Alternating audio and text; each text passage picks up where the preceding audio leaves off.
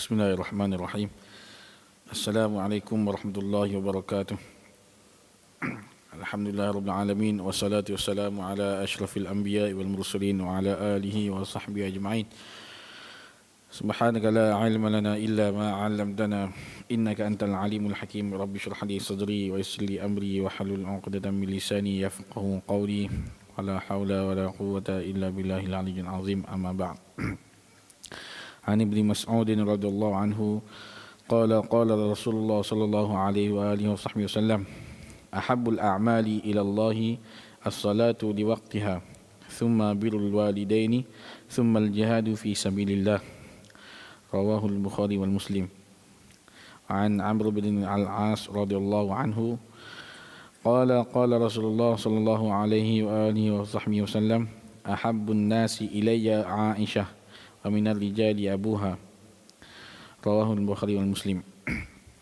Alhamdulillah, kita bersyukur kepada Allah SWT, tuan-tuan. Kita dapat masih lagi menyambung pembacaan kitab kita, kitab Nurul Iman min kalami Habibir Rahman. Hadis, kitab hadis 50 hadis yang dihimpun daripada kitab Sahih Bukhari wal Muslim yang dihimpunkan oleh Al-Habib Umar bin Muhammad bin Salim bin Hafidh. Kita sambung pada bacaan hadis yang ke-6. Hadis yang ke-6 diriwayatkan oleh Sayyidina Abdullah bin Mas'ud radhiyallahu anhu. Katanya Rasulullah sallallahu alaihi wasallam telah bersabda, "Ahabbul a'mali ila Allahi as-salatu li waqtiha."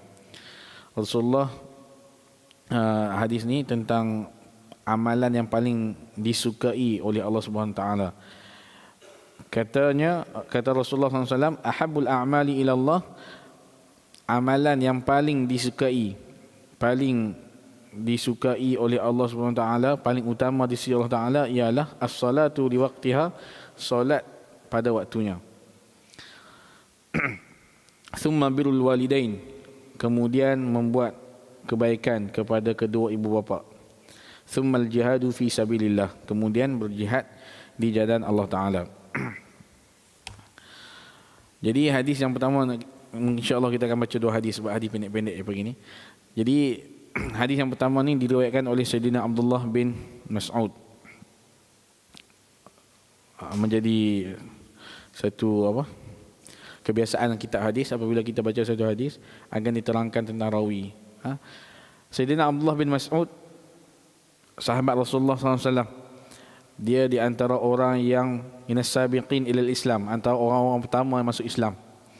Sayyidina Abdullah bin Mas'ud ni, dia adalah sahabat yang di kalangan sahabat yang bertubuh kecil. Bertubuh kecil maksudnya badan dia kecil, tapi kaki dia kecil, badan dia kecil. Kadang-kadang diketawakan oleh sahabat-sahabat sebab kecil badannya. Tapi Rasulullah kata timbangan dia lebih berat di sisi Allah Ta'ala, lebih daripada Bukit Uhud. Di antara orang, wa huwa awwalu man jahara bil Quran di Makkah, orang pertama sekali yang membaca Al-Quran di Makkah. Maksudnya membaca Al-Quran di depan orang ramai. Semua sebelum tu orang baca sembunyi-sembunyi. Sayyidina Abdullah bin Mas'ud ni adalah orang yang pertama sekali jahara bil Quran di Makkah. Dia minta izin Rasulullah nak baca Quran di Kaabah. Baca depan-depan orang kafir semua. Tapi memang tak boleh lah. Baca sekejap, lepas tu kena belasah dengan orang kafir-kafir ni semua. Dah bangun, dah sedar balik dari pensan dia, nak pergi baca lagi. Dia ni orang yang awwaluman jahara bil Quran, orang pertama yang membaca Al-Quran secara terang-terangan. Thumma hajara hijratain, hajara ila al-Habsyah wa hajara ila al-Madinah. Sayyidina Abdullah bin Mas'ud ni antara orang yang telah berhijrah dua kali. Satu hijrah pertama ke Habsyah, yang hijrah kedua ke Madinah. Hijrah ni Rasulullah masa di Mekah, Rasulullah pernah suruh sahabat-sahabat yang kena seksa banyak ni, Rasulullah suruh hijrah ke negeri Habsyah di belah Afrika sana. Ethiopia kan nama apa sekarang. Negeri Habsyah ni dia punya raja dia An-Najasyi tu, dia baik, dan last kali Najasyi tu pun masuk Islam. Rasulullah suruh sahabat-sahabat yang kena seksa ni berhijrah ke Habsyah. Tapi Rasulullah tak pergi. Dua kali sahabat hijrah. Mula kali pertama pergi Lepas tu balik. Kenapa balik? Sebab dia orang dengar apa? Sahabat-sahabat di Mekah tu dah okey, tak ada penyiksaan, dah okey balik. Dia orang balik. Rupanya masih ada lagi penyiksaan, masih ada lagi apa? Masih disakiti oleh orang kafir. Pergi sekali lagi, kali kedua. Jadi Sayyidina Abdullah bin Mas'ud ni antara orang yang pernah berhijrah ke Habsyah, selepas tu berhijrah pula ke Madinah. Dan Sayyidina Abdullah bin Mas'ud ni menghadiri semua perkara-perkara penting dalam Islam. Syahada ma'a Rasulullah SAW Badran wa Bai'atul Ridwan wal masyahid kulluha.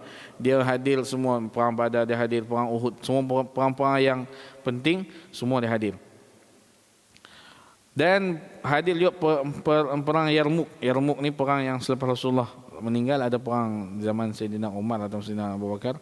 Ada perang Yarmuk dihadiri oleh Sayyidina Abdullah bin Mas'ud juga. Wa kana Rasulullah SAW yuhibbuhu wa yukrimuhu wa huwa khadim Rasulullah SAW. Ni Rasulullah sangat menyayangi Sayyidina Abdullah bin Mas'ud. Sayyidina Abdullah bin Mas'ud ni tugas dia jadi khadam kepada Nabi. Nabi pergi mana, dia yang bila Nabi masuk masjid kan, dia yang simpan kasut Nabi, dia yang bawa siwak Nabi, sugi Nabi, dia yang bawa air wuduk Nabi. Bila Nabi ambil wuduk, dia bawa air wuduk kepada Nabi. Wa huwa khadim Rasulullah SAW. Wa sahibu siwakihi wa sahibu sirrihi wa rafiqihi. Dan dia adalah yang menjaga siwak Nabi, menjaga rahsia Nabi, jadi teman Nabi ketika Nabi bermusafir. Sayyidina Abdul Mas'ud. Di antara keistimewaan ataupun khususiat ni maksudnya perkara yang dia seorang boleh buat, ialah dia boleh masuk ke dalam rumah Nabi bila-bila masa sahaja. Annahu yadkhul alaihi fi kulli waqtin. Boleh masuk, maksudnya dia khadam Nabi.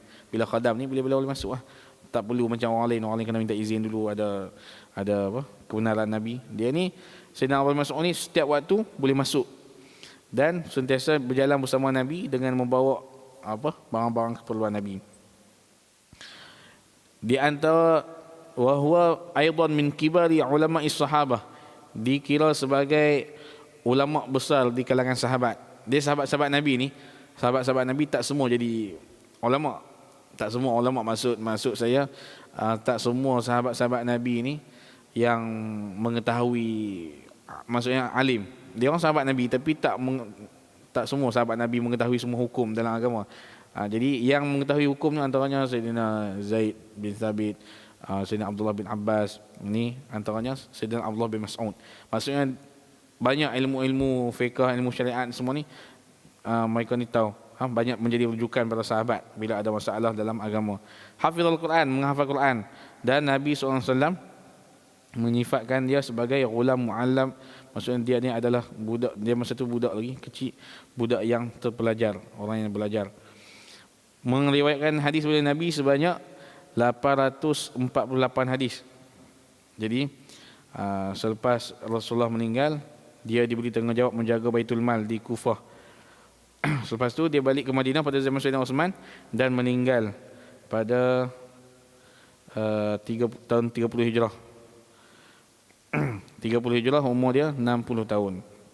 Ini serba sikit cerita Sayyidina Abdul Mas'ud. Sayyidina Abdul Mas'ud ni kalau baca kisah dia banyak yang kita boleh ambil pengajaran. Masa dia di Mekah, dia pernah disiksa oleh Sayyidina Abu Bakar. Dia pernah disiksa oleh Abu Jahal. Abu Jahal pernah siksa dia. Abu Jahal panggil dia penggembala kambing. Dia gembala kambing kecil, dia panggil Ruwa'il Ghanam, penggembala kambing kecil. Dia pernah kena penampar dengan Abu Jahal sampai berdarah telinga. Dia pernah macam-macam disiksa oleh Abu Jahal. Tapi Allah susun Abu Jahal mati di tangan dia pada perang Badar. Kalau kita baca kisah tentang di masa perang Badar tu, ada dua orang budak kecil. Ada dua orang budak kecil ni masuk ke perang Badar. Dia punya target budak kecil dua orang ni nak bunuh Abu Jahal. Mana dia Abu Jahal? Saya nak cari Abu Jahal. Dia tanya sahabat yang besar-besar ni, mana satu Abu Jahal? Sebab dia orang ni orang Madinah, tak kenal Abu Jahal siapa dia. Abu Jahal orang Mekah. Masuk perang Badar tu nak cari Abu Jahal. Tapi ya betul kau dua orang ni nak bunuh Abu Jahal lah. Kami azam memang nak bunuh Abu Jahal. Dan dia orang ni nampak Abu Jahal kecil, budak kecil, tapi dia orang pergi dengan kesungguhan dua orang ni, pergi dia orang tetak kaki Abu Jahal sampai rebah, tapi tak dapat nak bunuh. Sampailah ni Sayyidina Abdullah bin Mas'ud ni sampai datang ke tempat Abu Jahal dah nak mati dah, nazak lah pun, tak boleh bangun dah, kaki dah kena tetak. Tapi nak kata tu Abu Jahal ni sombongnya dia. Kecilnya Abdullah bin Mas'ud ni sampai dia boleh duduk atas dada Abu Jahal. Duduk atas dada tu nak bunuh. Duduk atas dada dia kata nak bunuh Abu Jahal, nak pancung kepala Abu Jahal. Kata Abu Jahal, engkau nak bunuh aku? Ya? Dah nak mati pun tu masih sombong. Dia kata, kalau nak bunuh aku jangan guna pedang kau, guna pedang aku. Pedang kau tu tak boleh nak potong aku punya leher. Tak apa, orang main pedang. Sayyidina Abu Mas'ud ambil pedang Abu Jahal dan dia pancung kepala Abu Jahal. Dibawa kepala Abu Jahal kepada Rasulullah SAW. Sebelum meninggal, Abu Jahal pesan kepada Muhammad, kalau aku hidup lagi pun, maksudnya kalau nanti lepas mati aku hidupkan balik pun, aku masih tetap musuhi dia. Maksudnya kalau lah dia nak kata dia percaya ke akhirat pun, maksud dia kata lepas ni kalau aku hidup lagi pun, aku akan tetap musuhi Nabi Rasulullah SAW. Jadi nak bawa kepala Abu Jahal tu kepada Nabi tu, tak larat nak pegang, berat, kepala besar, besar kepala. Jadi dia ambil tali, dia cucuk buat lubang kat telinga, dia ikat kat telinga, dia tarik kepala Abu Jahal. Ni Sayyidina Abu Mas'ud. Sayyidina Abu Mas'ud tarik kepala Abu Jahal sampai ke Nabi. Nabi gelak. Sebab apa? Dulu Nabi kata tilka bitilka, maksudnya kamu ni dulu pernah kena penampar dengan sampai berdarah telinga dia, sekarang ni kamu balas balik dengan telinga kamu yang rakyat dah. Dah mati pun Abu Jahal. Tarik oleh Nabi, dia beritahu lah, kata tadi Abu Jahal kata dia tetap musuh kamu walaupun dia dah meninggal apa semua. Kata Rasulullah SAW, setiap Nabi itu ada Fir'aun. Setiap Nabi itu ada Fir'aun, maksudnya setiap Nabi itu ada musuh ketat, musuh yang betul-betul lawan.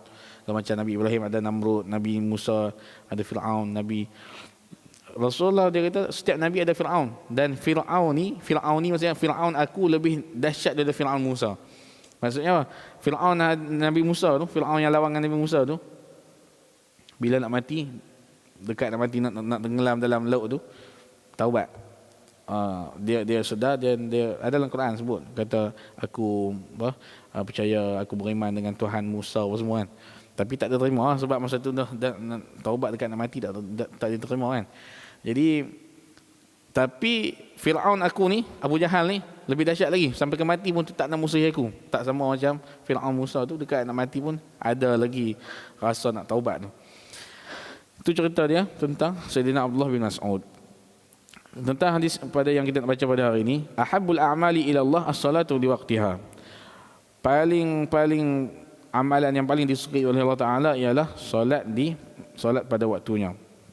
Solat pada waktunya, ada hadis yang lain sebut as-salatu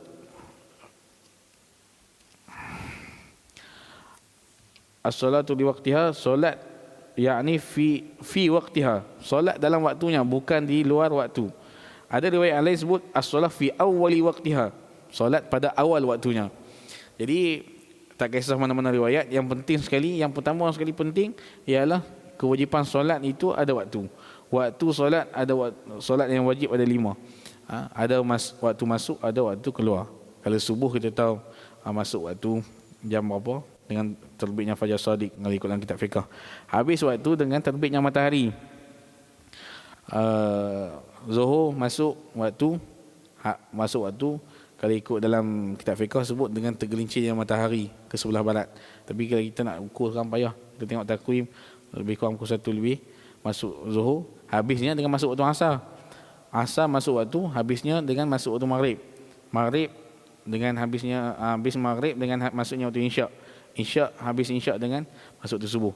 Cuma subuh yang ada selang waktu dengan zuhur. Jadi yang dikatakan oleh Rasulullah SAW ialah amalan yang paling aku suka ialah amalan yang solat pada waktunya. Bila solat pada waktunya ni, dia dalam kitab fiqh dia ada satu tajuk bab a'dharus solah. A'dharus solah ni maknanya keuzuran solat, keuzuran dalam solat. Keuzuran dalam solat iaitu keuzuran bukan dibenarkan lewat. Maksudnya kalau kita lewat solat, kita diuzurkan, dimaafkan. Qada wajib juga. Antaranya a'dharus solah, kalau ikut dalam kitab Safinah disebut dua. Dia kata an-naum dengan nisyan. An-naum tidur. Dia tertidur sampai habis waktu.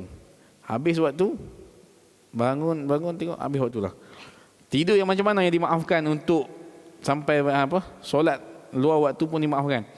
Tidur yang bila dia tidur tu, dia tidur sebelum apa? Sebelum masuk waktu dia tidur. Contoh Zuhur sekarang masuk dalam 1:05 minit. Dia tidur dalam pukul 12. Lepas tu bangun pukul 5 petang. Zuhur tak sempat. Ni orang ni dimaafkan sebab apa? Dia tidur sebelum masuk waktu. Yang ni dikatakan dalam kitab fiqh a'dharus solah an-naum. Tidur itu menjadi penyebab kepada diuzurkan dia semayang. Bukan diuzur tak perlu semayang, maksudnya dia kena qada lah. Cuma dimaafkan sebab dia dah tidur macam mana? Tak jaga. Lepas tu dia kena qada tapi tak segera qada. Kalau yang tidur selepas masuk waktu, dah masuk waktu dah. Pukul 2 lah. Tidur sekejap. Bangun pukul 5. Ni kira berdosa. Berdosa kena qada segera. Sebab apa? Tidur dia ni tak diuzurkan. Yang diuzurkan orang yang tidur sebelum waktu tapi bukan sengaja aku tidur ni memang nak bangun pukul 5 itu tak boleh Yang penting kita tengok, kalau lah kita tertinggal solat sebab tidur kita ni tidur yang bila tidur. Kalau tidur sebelum masuk waktu tak apa, dimaafkan. Tapi kalau lepas masuk waktu dah baru nak tidur, itu berdosa. Dan kalau dia tahu kata aku tidur sekarang ni pukul 2 tidur, pukul 6 bangkit, tak boleh. Tidur tu berdosa, kena sembahyang dulu. Sebab ada jenis orang ni bila tidur sekali 2-3 jam. Dia tahu dia punya jenis badan dia macam mana. Itu tentang as-salatu fi waqtiha, as-salatu li waqtiha. Jadi kita kalau ikut dari segi hukum fiqh, kita diuzurkan kalau tertidur sampai terkeluar waktu. Yang kedua disebut dalam kitab fiqh an-nisyan, terlupa sembahyang. Diuzurkan. Contoh saya bagi sampai waktu asar, dia kata, aku tak sembahyang zuhur lagi. Sebab apa? Terlupa tu dikira uzur. Tapi ada syarat dia. Lupa yang macam mana? Kalau tidur tadi, tidur yang selepas masuk waktu. Kalau terlupa, disebut dalam kitab fiqh, idza kana sababuhu amran mubahan, jika sebab lupa itu ialah sebab yang diharuskan oleh syarak. Sebab yang harus. Bukan sebab yang haram, bukan sebab yang makruh. Makruh tak boleh. Maksud sebab sini, kenapa lupa? Punca lupa. Setengah orang dia lupa, punca lupa dia tu, benda yang menyebabkan dia lupa tu benda yang haram ke, benda makruh ke, benda wajib, benda sunat, benda harus. Antara 5. Kalau dia kata benda harus, buat apa benda harus? Benda harus kita kata, apa benda harus? Kan selalu bila orang tanya, apa benda yang harus? Harus makan lah. Makan kan harus. Tak makan tak dosa, makan pun tak dapat pahala kalau tak ada niat. Baik. Dia makan sampai habis waktu. Kenapa engkau tertinggal sembahyang tadi? Terlupa. Kenapa terlupa? Makan tu benar harus, maka dia diuzurkan. Ni misal saya bagi. Contoh yang bagi dalam kitab fiqh, kalau lah benda tu benda yang bersifat sunat, dia lupa dengan benda yang sunat. Benda yang menyebabkan dia lupa tu benda sunat. Contohnya murajaah kitab, baca kitab ni ghalib ni sampai terlupa baca dia orang tahu duk layan baca kitab yang elok kitab agama. Baca. Sudah waktu dah terlepas. Habis waktu. Dia ni diuzurkan. Maksudnya dia tak berdosa dengan sebab dia terkeluar waktu solat tu. Dia sembahyang kena qada, tapi tak berdosa. Ataupun benda yang wajib, dia buat benda wajib. Apa benda wajib? Cari nafkah untuk anak isteri, benda wajib lah. Benda wajib ni dia sampai terlupa, dia buat benda wajib sampai terlupa nak sembahyang, baru teringat balik. Tu tak dikira berdosa. Dia terlupa, dia tu diuzurkan. Yang tak diuzurkan ni jika benda tu makruh ataupun benda tu haram. Contohnya dalam kitab fiqh Syarah Safinah sebut main catur, ditulis la'bu syantraj. Main catur ni ada ulama hukum sebagai makruh sebab dia melalaikan. Dia main catur tu, dia main sampai sudah tengok pukul 6. Zuhur tak sembahyang lagi. 6 petang lah. Dia ni tak diuzurkan. Maksudnya dia berdosa dan dia kena qada dengan segera sembahyang zuhur dia. Ataupun benda haram. Benda haram ni contoh main judi. Main judi sampai ke malam. Oh, aku lupa main zuhur, sembahyang asar, sembahyang maghrib, main isyak ni waktu isyak. Oh, bagus ya main judi pun teringat sembahyang. Tapi judi tetap haram juga, teringat sembahyang pun. Orang ni kena qada balik segera dan berdosa. Sebab apa? Terlupa dia tu disebabkan benda yang haram. Ada seorang ulama di Yaman. Dia apa? Orang tanya soalan, dia tak boleh jawab. Bila tak boleh jawab, ulama ni bila tak boleh jawab soalan, dia janji saya akan cari jawapan. Masuk ke maktabah pustakaan dia, buka kitab nak merajaah balik apa soalan orang tanya. Dia masuk dalam dia punya maktabah pustakaan tu lepas subuh. Macam ni lebih kurang waktu macam ni dia masuk merajaah cari jawapan apa semua. Lepas habis dia keluar balik. Dia keluar masa tu dekat nak cerah kan. Masa tu maksudnya kita kata dekat pukul 7 ke 8 tu kan nak cerah kan. 7 suku. Dengar orang azan. Muazzin Tok Bilal dia muazzin di masjid tu azan. Dia tegur, dia kata engkau azan apa lagi? Kita kan baru lepas main subuh lah. Dekat nak isyraq, nak duha ni. Dia kata saya tak salah. Saya sekarang ni bukan azan subuh, saya azan maghrib. Rupa-rupanya dia baru sedar. Dia duduk baca kitab tadi daripada subuh, dia keluar sekarang ni waktu maghrib. Dia duduk ingat sekejap lah. Sebab dia keluar tu waktu yang lebih kurang sama, waktu senja.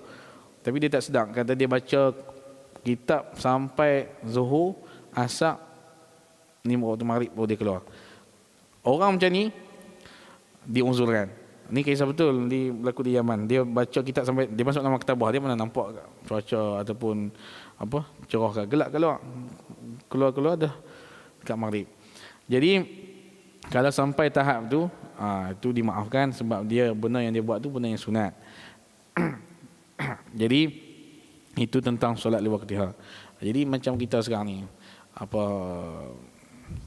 hari ni ada perlawanan bola sepak final Kedah lawan Selangor. Orang Kedah dengar cakap Selangor, cakap KL marah ni. Tak sedar diri juga. Jadi apa kita duduk dalam stadium tu yang penting sekali as-salatul waqtiha. Kalau kita sebab apa kita ni orang Islam, kita ni ikut yang Rasulullah sebut ahabbul a'mal ila Allah. Paling dicintai oleh Allah Taala itu amalan yang paling dicintai oleh Allah Taala solat pada waktunya. Okeylah kalau ada riwayat yang lain dia kata as-salah fi awwali waqtiha, solat pada awal waktu. Kita kata nak sembahyang awal waktu susah kot dalam stadium. Tak apa.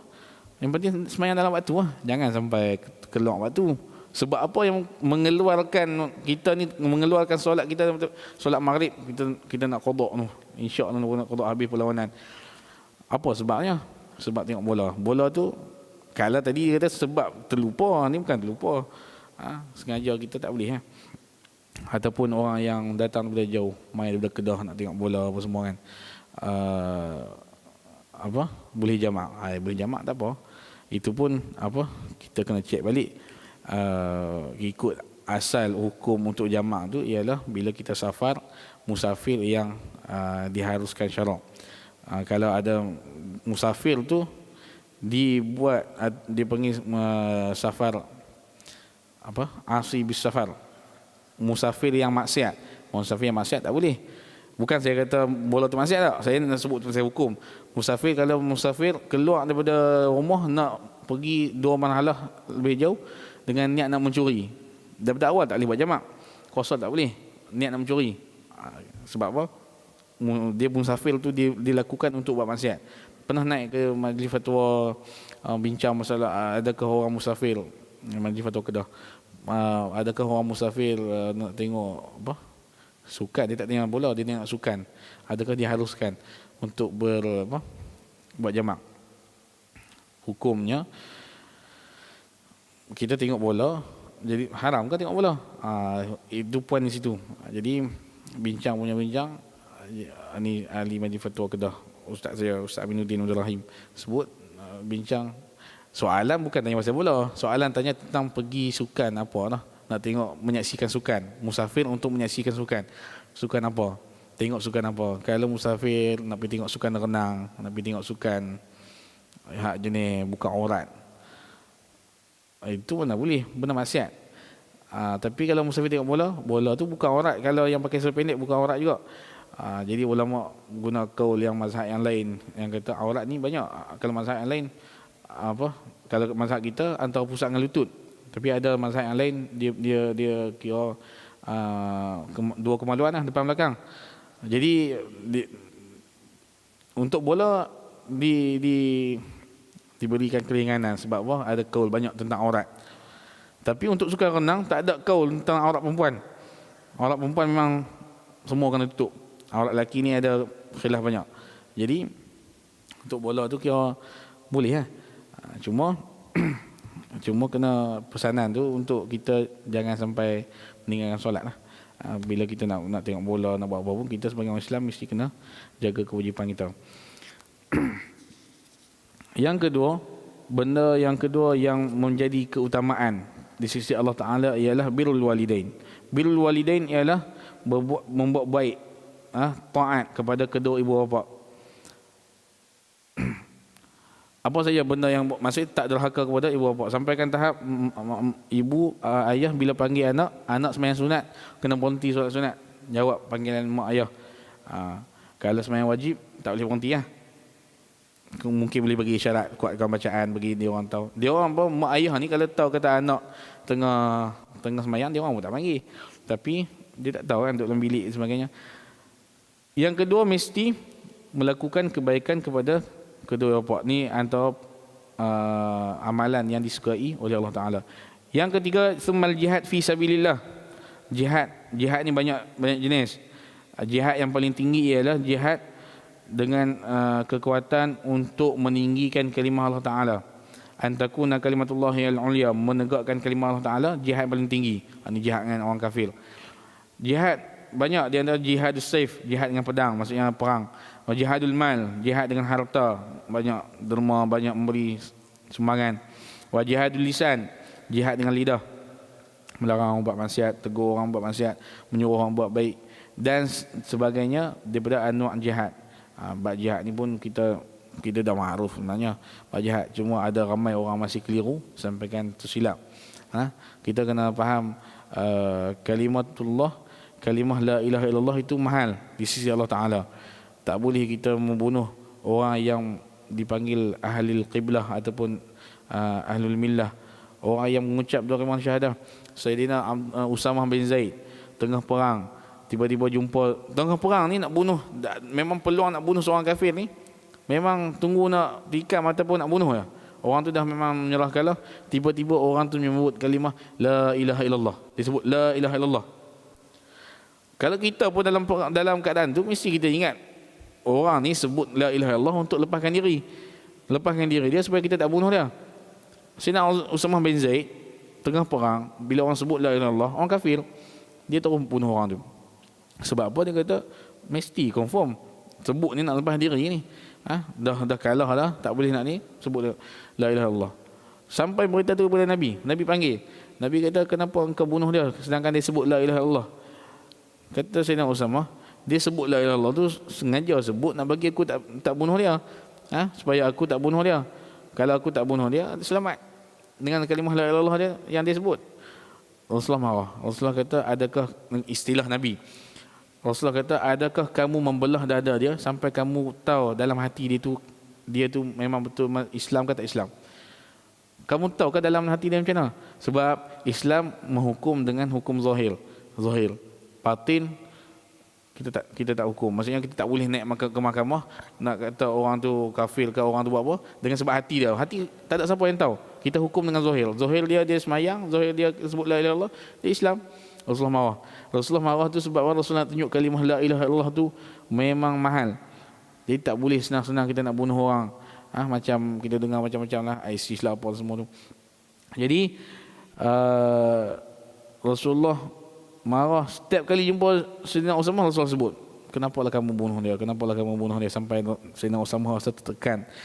Tertekan, dia kata, kalaulah aku masuk Islam selepas kejadian tu, maksudnya kalaulah aku tak buat benda ni semua, Nabi terlalu menyuruh kita menjaga. Sebab tu orang-orang munafik di Madinah tak ada yang Nabi bunuh sebab dia munafik.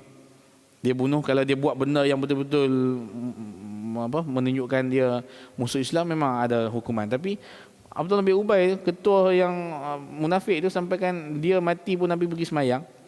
Lepas tu anak dia minta jubah Nabi lagi untuk pakai kepada ayah dia. Anak dia Islam betul, bukan munafik. Ayah dia tu munafik, Abdullah bin Ubay. Sebab apa? Nabi hukum dengan zahir. Orang tanya kenapa Nabi tak bunuh orang munafik. Nabi tahu siapa dia orang munafik. Sebab Sayyidina Al-Yamani tu, Huzaifah Al-Yamani. Huzaifah Al-Yamani pegang rahsia Nabi, memberi tahu rahsia kepada dia, nama-nama, senarai nama orang munafik. Senarai nama orang munafik kat Madinah tu semua ada kat Sayyidina Huzaifah Al-Yamani. Dia pegang. Tapi Nabi pesan jangan bagi tahu orang, dia seorang yang tahu. Nabi tahu siapa dia munafik. Tapi bila tanya kenapa Nabi tak bunuh, dia kata supaya orang di luar, orang luar Madinah, orang bukan Islam yang dengar tidak mengatakan Muhammad membunuh sahabat sendiri. Sebab orang luar mana tahu dia ni munafik, yang nampak dia semayang, nampak dia apa. Jadi hukum dengan zahir. Itu Sayyidina Huzaifah Al-Yamani mengetahui rahsia siapakah yang munafik. Dia jaga rahsia tu, sampaikan Sayyidina Umar tanya pun dia tak beritahu. Sayyidina Umar tanya, bukan Sayyidina Umar tanya siapa orang munafik. Sayyidina Umar tanya apa?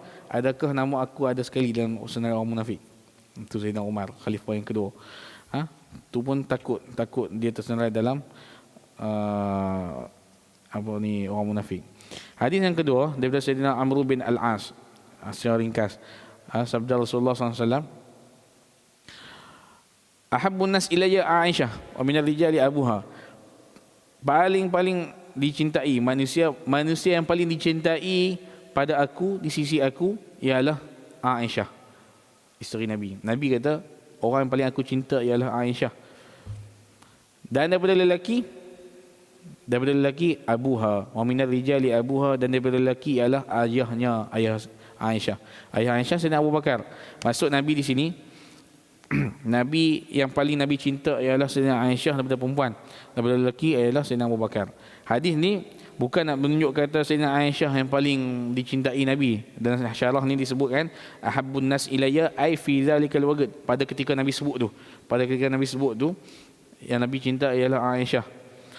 Daripada lelaki ialah ayahnya. Hakikat yang sebenar kalau kita tengoklah hadis-hadis yang lain, paling dicintai oleh Nabi ialah anaknya Fatimah dan ibu Fatimah, Khadijah. Lepas tu Aisyah ni di antara orang yang paling dicintai, sebab ada hadis yang lain dalam Sahih Muslim, Sahih Bukhari Muslim juga disebut hadis sahih, kamula minar rijal kathir, orang lelaki yang sempurna itu ramai, walam yakmul minan nisa, tetapi tidak sempurna di kalangan orang perempuan ni kecuali 4. Nabi sebut. Yang pertama Asiyah, Zaujah Fir'aun, Asiyah, Siti Asiyah yang isteri Fir'aun. Yang kedua Maryam ibnatu Imran, Sayyidina Maryam. Wa Fatimah bintu Muhammad. Yang pertama Asiyah, yang kedua Maryam, yang ketiga Fatimah. Ni orang perempuan, Nabi kata tidak sempurna orang perempuan tu kecuali 4. Satu Asiyah, satu yang kedua Maryam, yang ketiga Fatimah, anak Nabi. Yang keempat Khadijah bintu Khalid, isteri Nabi pertama, Khadijah. Lepas tu Aisyah di mana? Tapi ada sambung lagi hadis, fadlu Aisyah 'alan nisa ka fadli thalid 'ala sa'ir ta'am. Dan kelebihan Aisyah di kalangan orang perempuan seperti kelebihan makanan yang istimewa di kalangan orang Arab, namanya thalid, di antara makanan-makanan yang lain. Nabi sebut juga tentang keistimewaan Aisyah. Jadi Aisyah ni isteri Nabi yang paling Nabi cinta selepas Khadijah. Sebab apa? Di antara Aisyah ni dia orang yang alimah lah. Maksudnya yang mengetahui banyak hukum dalam Islam dan menghafal beribu-ribu hadis. Dikatakan bahawa Sayyidina Aisyah mengetahui rubu' al-ahkam, Rubu' ahkam maksud 1/4 daripada hukum agama tu diambil daripada Sayyidina Aisyah. Maksudnya diriwayatkan hadis-hadisnya daripada Sayyidina Aisyah.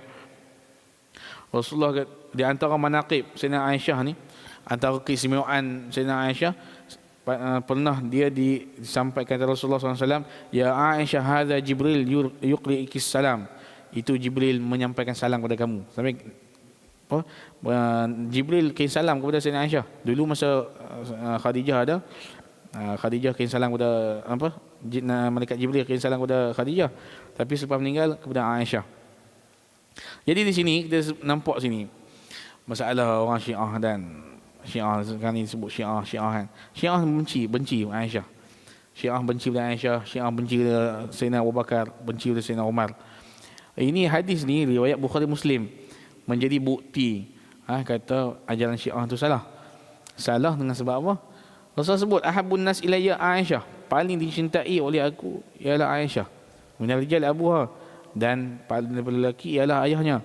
Orang Syiah, Sayyidina Abu Bakar tu sampaikan ada Syiah yang mengatakan Sayyidina Abu Bakar ni kafir lah, Sayyidina Umar ni kafir lah, sebab dia orang benci sangat. Jadi tapi dia pun Syiah ni terlalu mencintai Ahlul Bait. Tapi sebenarnya mereka kata cinta Ahlul Bait, tapi tak memenuhi ajaran Ahlul Bait. Ahlul Bait ni sahabat-sahabat semua Ahlul Bait yang sebenar mengikut ajaran Nabi. Ahlul Bait itu keturunan Nabi. Jadi isu dalam 2-3 minggu ni Ahlul Bait Syiah pula. Ahlul Bait Syiah, Ahlul Bait Syiah. Memang ada di kalangan Ahlul Bait yang terpengaruh dengan Syiah. Tapi tak boleh kita kata semua Ahlul Bait Syiah. Kalau dia orang kata Habib tu Syiah. Ni yang kalang kitab ni Habib Omar. Nama dia Habib tu, nama dia sendiri Omar. Kalau dia Syiah, dia tak buh nama dia Omar. Sebab dia benci Umar, takkan nak buh nama kita dengan nama orang kita benci. Itu yang pertama. Yang kedua, Habib Omar ni susun kitab himpun hadis-hadis daripada Bukhari Muslim. Takkan nak buh hadis ni. Kenapa nak buh hadis ni? Hadis ni tentang Aisyah. Aisyah ni paling dimusuhi oleh orang Syiah. Kalau tak, dia sembunyi hadis ni. Jadi kita nak kata kat Habaib, bukan kita nak bela Habaib, tapi benda yang betul kita kena beritahu. Sebab saya belajar kat sana, kita kenal Habaib siapa dia. Jadi nak kata Habaib tu taqiyah, berlakon macam mana kita 24 jam dengan belajar di sana, nampak tak ada beza dia depan orang dengan belakang orang sama. Maksudnya macam mana kita nampak, kalau berlakon ni depan orang nampak baik, belakang tu buat Syiah dia, tapi tak, benda tu tak berlaku. Jadi di sini diceritakan tentang kelebihan Sayyidina Abu Bakar. Sayyidina Abu Bakar orang yang bila Nabi tak ada, Nabi suruh ganti. Bila Nabi tak boleh jadi imam, Nabi suruh ganti jadi imam. Sebab tu menjadi satu dalil ataupun satu bukti, satu hujah yang kuat untuk melantik Sayyidina Abu Bakar jadi khalifah. Pertama, sebab bila Nabi tak ada, Nabi lantik dia jadi imam. Nabi suruh muru Abu Bakar fal yusalli bin nas, perintahkan Abu Bakar suruh dia semayang jadi imam. Jadi yang jadi punca dia dilantik sebagai khalifah ialah menjadi pengganti Nabi selepas kalau Nabi tak ada ataupun Nabi sakit.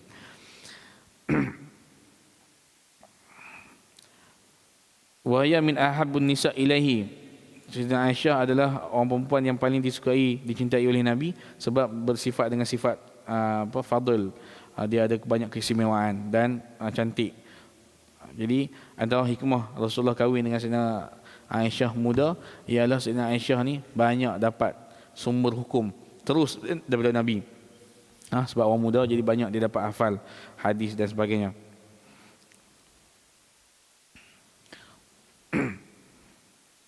Dan Sayyidina Abu Bakar, Rasulullah sebut, "Lau kuntu mutakhidan khalilan latakhadtu Abu Bakrin walakin akhi wa sahibi." Kalaulah aku ni nak cari seorang teman, aku akan ambil Abu Bakar sebagai teman.